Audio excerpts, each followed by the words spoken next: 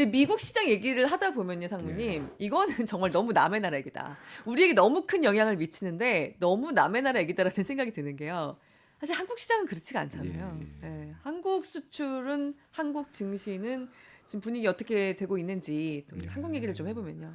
예. 뭐 우리나라 코스피에 있어서 가장 중요한 건 저는 수출로 보고 있습니다. 제가 네. 오늘 차트를 하나 인제 우리나라 수출하고 코스피의 상관관계를 보여드리기 위해서 준비한 차트가 있는데요. 네. 저 파란색 차트는 우리나라 일평균 수출액입니다. 음. 그리고 같이 그려놓은 회색 선은 코스피 추이인데요. 거의 같죠. 네. 그러니까 우리나라는 사실은 뭐 아무래도 수출을 갖고 먹고 사는 나라이기 때문에 음.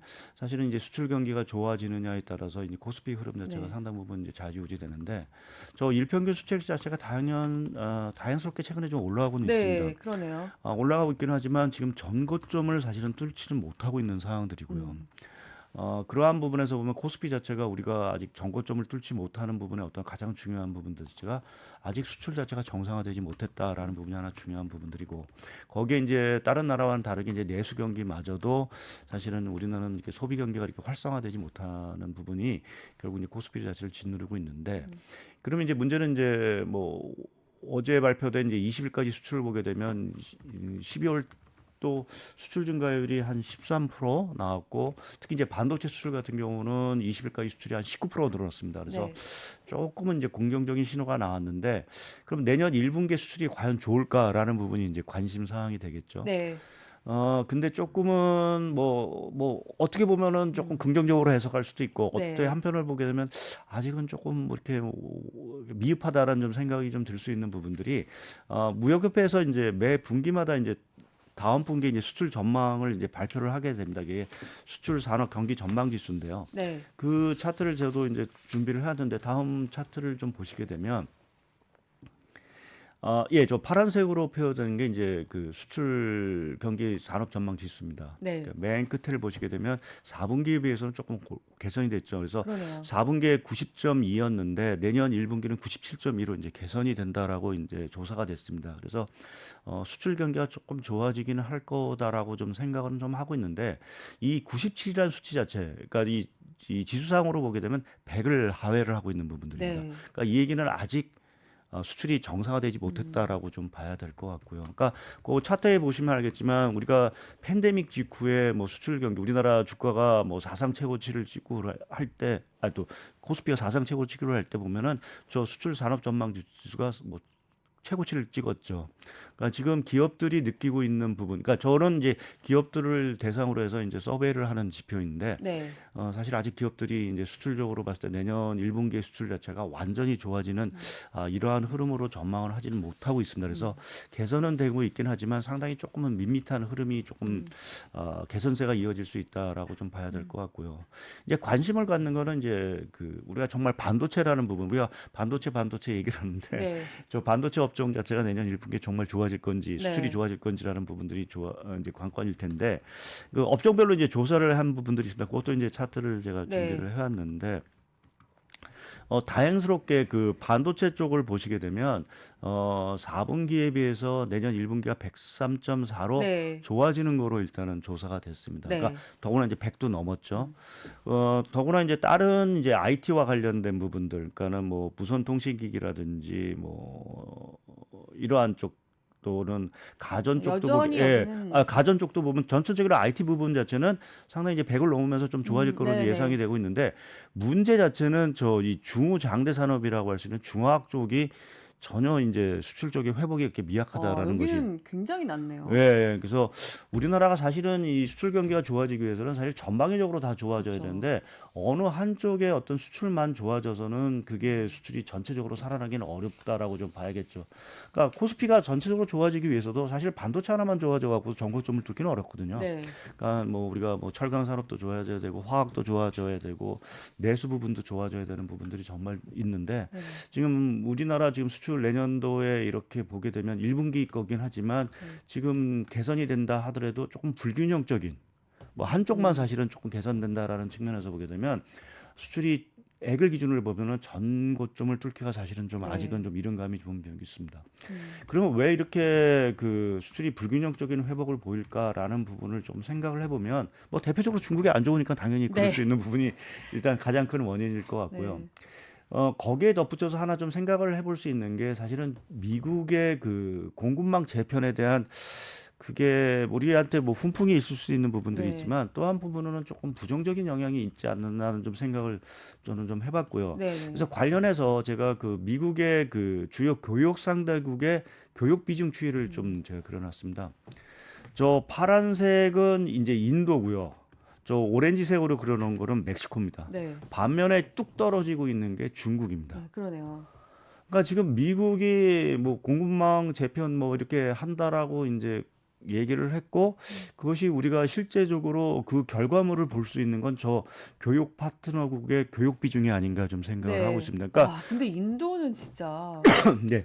물론 이제 네. 저희의 축의 어떤 변화를 해서 확 오르는 부분들이 있긴 하지만 네. 일단 추세적으로 상당히 가파르게 올라가고 있는 건 그러니까요. 분명합니다. 그래서 지금 미국, 중국 쪽의 어떤 교육 자체를 대부분을 어디가 가져가 멕시코, 인도 아니면 이제 캐나다 네. 이러한 쪽으로 이제 가고 있는 부분들이죠. 그래서 베트남도 예, 네. 베트남도 있고요. 그래서 이렇게 보면 사실은 미국이 그 중국을 어떻게 보면 압박하는 이러한 것들이 상당히 효과를 얻고 있다라고 네. 좀 봐야 될 것 같고요. 제가 이 차트를 보여드리는 거는 사실 우리나라 수출 구조, 아까 뭐 중화학 수출 구조라든지 뭐 이러한 중간재 수출을 수출이 잘 안 된다는 이유 자체를 보면 우리의 어떤 수출 구조의 대부분의 경우가 중국이 미국에 이제 최종재를 수출하고 네. 우리는 중간재를 이제 중국에 수출하는 이 구조 자체가 상당 부분 이제 허물어졌군요. 네. 그거를 복원하기가 죄송합니다. 아직은 쉽지 않다라는 부분 자체가 우리나라 수출 경기 자체가 회복되는데 좀 시간이 걸릴 수밖에 없지 않나라는 점에서 이 미국 주도의 공급망 재편 자체가 조금 우리나라 수출에 상당히 좀 악영향을 미치고 있다라고 봐야 될 것 같습니다. 우리가 그 중국 영향을 많이 벗어나야 된다고는 하지만 사실 한국의 수출 구조라는 것 자체가 방금 말씀하신 대로 우리는 중국에 중간재를 수출하고 거기서 또 중국에서 조립을 해가지고 다른 데로 수출하고 이게 하루아침에 그냥 쌓였던 게 아니잖아요. 예, 그렇죠. 어떻게 보면은 한국이 이 정도로 잘 먹고 잘 살게 된 것에 상당 부분을 그 구조에 기대고 있었는데 예. 그 구조 자체가 지금 허물어지고 있는 면이 예. 있어서 그래서 예. 그것을 좀 적나라하게 더 보여줄 수 있는 게 우리나라 그 미국하고 중국 수출 비중이 아닌가라는 차트고 이 차트는 좀 전에 차트를 좀 보여주시면 네. 이 차트입니다. 우리나라 그 대중국 수출 비중이 이제 거의 뭐 19%대까지 왔다가 이제 20% 정도 지금 보이고 있고요. 네. 미국 같은 경우 대미 수출 같은 경우는 거의 중국과 거의 근접한 수준까지 그러네요. 올랐습니다. 네. 그러니까 이 구조 변화라는 게 사실은 우리나라 산업에 있어서 가장 저는 큰 영향을 미치고 있다라고 네. 받고 있고요. 뭐 우리가 2차 산업이라든지 2차 전지라든지 반도체라든지 이러한 신성장은 당연히 미국에 기대서 가는 부분들이고 중국에 사실은 그대에서 기대어서 사실은 성장을 했던 우리가 얘기하는 이제 중화학 부분 또 중간재 부분 자체는 상당히 계속해서 타격을 좀 받고 있는 부분들이죠. 과연 이 수출 구조가 이전으로 복원될 거냐라는 부분에서 보면은 사실은 쉽지 않을 거로 좀 보고 있고요. 결국 우리가 앞으로 살 길을 어떻게든 찾아야겠지만 당분간은 그러니까 구조적으로 우리가 좀 저성장하고 예. 대외 변수는 계속 좀 불리한 상태가 예. 아주 장기간 지속될 수 있다는 예, 말씀이시잖아요. 도 있고 또 우리가 새로운 어떤 구조 변화를 통해서 성장 동력을 그러니까 신성장 산업을 계속해서 찾아가는 노력이 필요하다라는 네. 부분이죠. 이제 더 이상 네. 중국을 믿고 중국에 의존해서 뭔가 이 활동을 하는 거는 이미 앞으로는 쉽지 않다. 더구나 이 미중 갈등 문제 자체가 네. 뭐 일부에서 얘기하시는 30년 전쟁이 될 수도 있는 부분들이고 뭐 그렇게 보면 그 과정 속에서 우리는 뭔가 탈출구를 찾아야 되는 부분들이고요.